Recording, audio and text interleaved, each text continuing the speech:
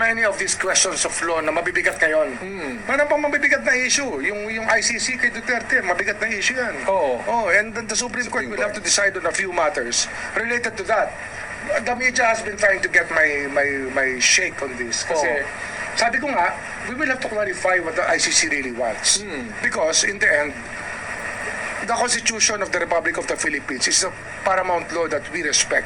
Tama. And that we have to protect and enforce in our country. I just want to know what they're really doing. Maki-coordinate man lang Tsaka sa if the inyo. rights will be respected. Correct. Kasi ang trabaho namin to protect the rights of people Tama. Diba? To Filipino protect the people. rights of the Filipino people, every citizen. No matter what stature in life, dapat yan, you protect the rights. Oh, in as much as we want to cooperate with the ICC, hindi naman pwedeng... Na, hindi naman, it's not a matter of wanting to operate with the ICC. Let's take it as it's a fait accompli na hindi na tayo member ng ICC. Oo. But we are decent people that will respect. The ICC is part of the United Nations. Kasama yan sa mechanisms ng UN. Kaya we cannot just let go of the United Nations. Correct. Ginagalang natin. But we have to look at the law as it is. Kaya even in cases kagay Senator Jinggoy or the case of the former President Duterte sa ICC, we have to go back to the law to be able to determine whether rights were violated or not. Yun lang po yung talagang... Kasi hindi naman po pwedeng pasok yung ICC. Pagkatapos, tatapakan lang nila yung karapatan ng ating mga kababayan. Hindi naman tama yun, di ba? Mali yun. Marami ang complication Kasi nagkaroon pa ng Pangilinan versus Cayetano case. Pero hindi umabot yung issue ng ICC talaga ron Wala silang ginawang ruling na that will become a precedent for our courts. Kaya we have to make the Supreme Court determine the extent of power that ICC has left residually nung tayo yung umalis sa ICC. Tama. The Supreme Court will be the one to tell to say that. Ika nga we are government of law, sama sa Boeing. Balikan natin yung batas lagi. Batas tayo. Dito naman sa January 13, kung mapapansin natin dito, kung makikita ninyo ang siga, ang astig nitong magsalita ni Boying Rimulya. Akala mo siya yung senador At meron pang sumunod nilang show which is January 20. At nandito ulit siya. Nandyan siya. Malinaw. Di ba siya yan? Kahit lakihan natin. Siya yan. So siya yan. Guys, mga kapatid, mga kaibigan, look, you are witnessing the Department of Justice present dito sa show na ito. But the question, bakit hindi siya present sa kanyang opisina? And in fact, di ba, doon sa kick-off rally, kung saan ni-require ng Pangulo na magpakita, pumunta ang lahat ng ahensya ng gobyerno. Bakit doon sa kick-off rally, wala din siya? So wala siya sa kanyang opisina, wala din siya sa kick-off rally, pero dito sa show na ito, present siya. So again, the question is, ano bang nangyari sa iyo, Boying? Nagkasakit ka ba? Nag-awol ka ba? Tinanggal ka ba nila? So, alin doon sa tatlo na yon? Kasi hindi namin alam. Present ka dyan So, kung nagkasakit ka, pwede nating tanggalin yon. Pwede na hindi possible yon kasi present ka dyan. Next is, tinanggal ka ba nila? Kasi bakit wala ka sa kick-off rally, wala ka sa iyong opisina? Next dyan is, or nag-awol ka, or pang-apat, ito pa pala, pinabakasyon ka ba nila? Yun ang mga tanong dyan. Kasi, karapatan po ng taong bayan na ikaw ay questionin, Mr. Boying Rimulya. Bakit? Dahil monthly ang sinasahod mo ay 278,000. Siyempre, maliit lang sa inyo yun, mga politiko. Pero sa aming common at normal na tao na naghahanap po kami ng trabaho, Malaki po sa amin yan monthly. So the question there is, are you still working for the people? Nasa gobyerno ka pa ba? Nagtatrabaho ka pa ba para sa taong bayan? O tumatanggap ka na lang or pume-pension ka na lang ba? So yan po ang kailangan mong sagutin. Meron nag-message sa akin, sabi niya, Nak, di ko ba nasabi sa iyo about Boeing? Sabi niya, yung niece ko na doktora, yung dating classmate niya na nagtatrabaho sa St. Luke.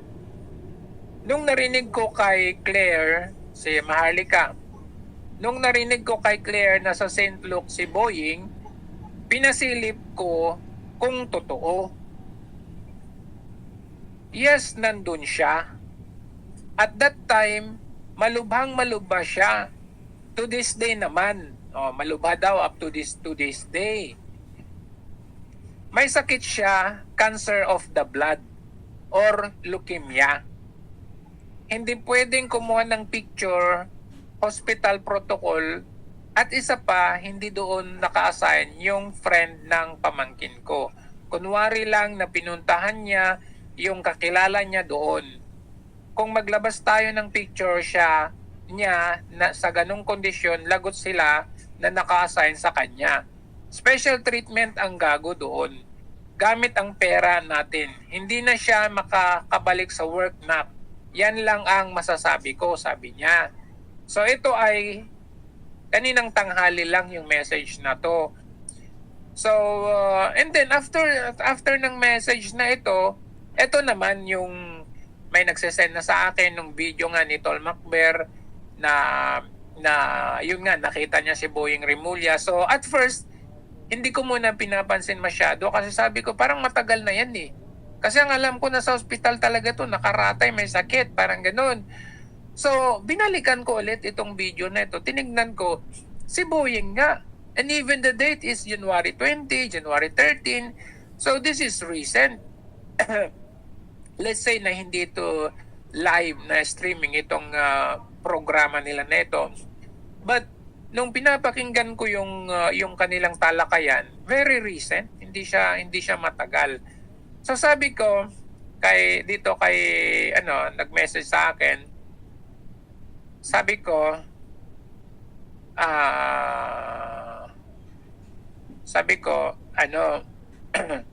may show pala siya sa DZRH kasi nakita ko na itong nakita ng isang kasamahan na vlogger kakong ganon. Tapos sabi niya sabi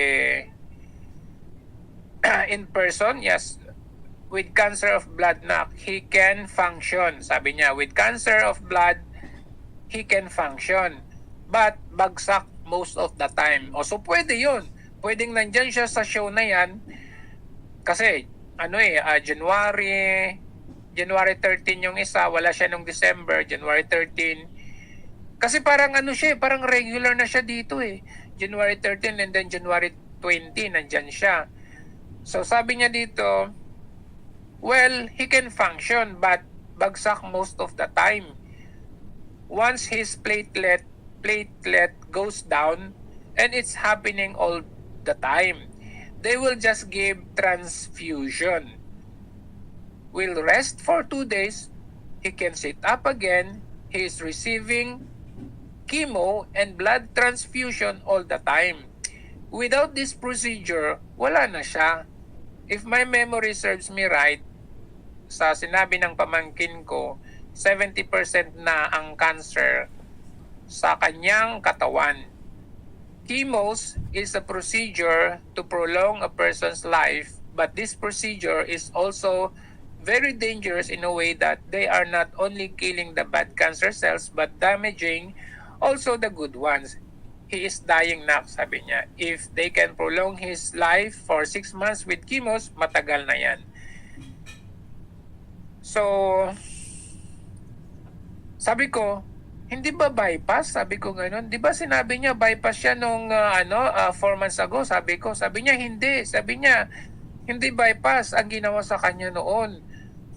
Kasi kung bypass daw, that is a major operation that requires at least a month to 2 in bed. Which is totoo naman, di ba?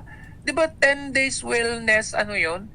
10 days wellness leave yung kinuha niya doon. So ngayon, again, syempre, sinasabi ng sinasabi nung iba, like for example, si Maharlika, na sinasabi nakaratay. Tapos sabi niya noon na na bypass siya ng heart bypass. Sabi naman nila leukemia or cancer of the blood. Pero nakita natin siya dito. Okay, tapos sabi, okay, pwede mong makita. Siyempre, 'di ba, meron namang ganun na pwede ka naman makalabas pa rin, parang normal life pa rin. But of course, you have to do yung sequence of medication. Like yung transfusion, yung chemos, kailangan mong gawin yun. Parang ganun ang dating, di ba?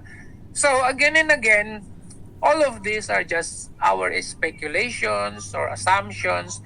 We cannot conclude, we cannot therefore conclude all about this. So, ngayon, ang hinihiling natin sa gobyerno natin, would you please clear this up?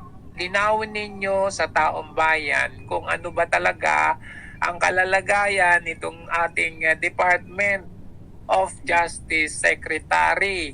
Kung siya ba ay may sakit,